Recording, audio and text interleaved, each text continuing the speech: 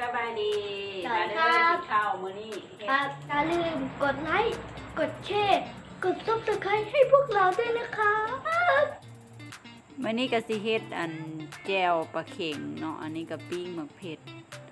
มีหมักเผ็ดหมักเผ็ดน้อยแล้วก็หมักใส่หมักเผ็ดใหญ่นํแล้วก็มี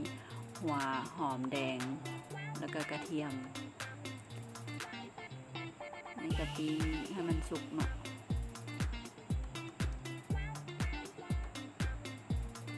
พอสุกแล้วก็เอาออกเฮาก็มาแกะเปลือกออกอันนี้ใส่อันนั้นก็ต้นหอมนะแกะเปลือกแล้วก็นี่ตำทุกอย่างรวมกันเลยมะเขือน้อยมะเขือใหญ่กระเทียมหัวหอมแดงแล้วก็ใส่เกลือลงไปเนาะแล้วก็ตำให้ละเอียดให้ทุกอย่างละเอียดเข้ากัน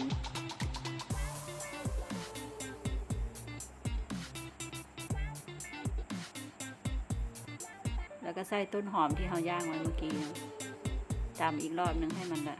ละเอียดมันเข้ากันอันนี้ก็ใส่ปลาเข่งที่อันแกะเอาแต่ซีนมันเนาะใส่ปลาแล้วเขาก็ตำอีกรอบนึงให้มันเนื้อทุกอย่างนวลเข้ากันนี่ก็ใส่มะกอกอันนี้มะกอกทองดำเอาใส่อันแช่แข็งไว้มันก็เลยเนื้อมันจะอันลุยๆนิดนึงมันบ่ค่อยสด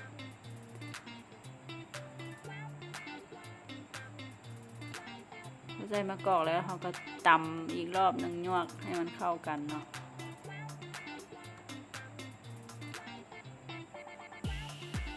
ก็เติมน้ำปลาลงไปเนาะ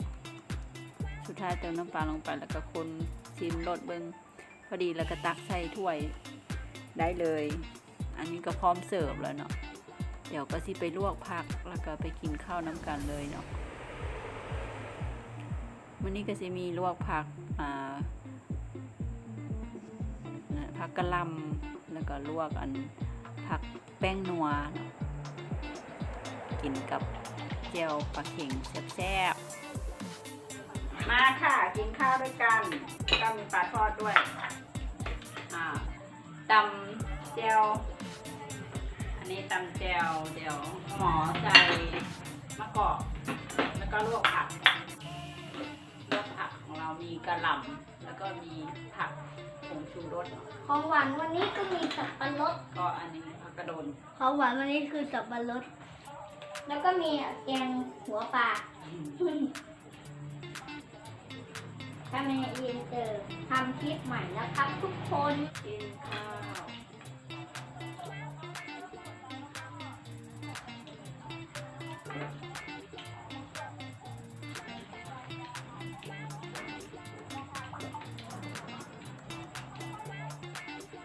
อร่อยไหมอร่อยที่สุด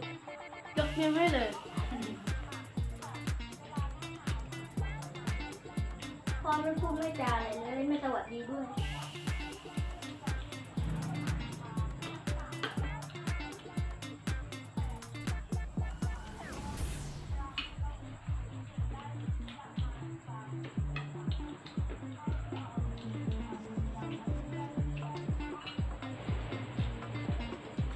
วันนี้กินแต่ต้มปลาอย่างเดียว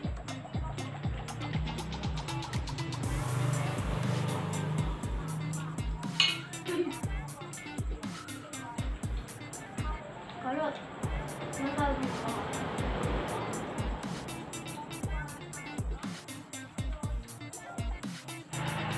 อย่าลืมกดติดตามกดกระดิ่งเพื่อเป็นกำลังใจให้เราด้วยนะคะ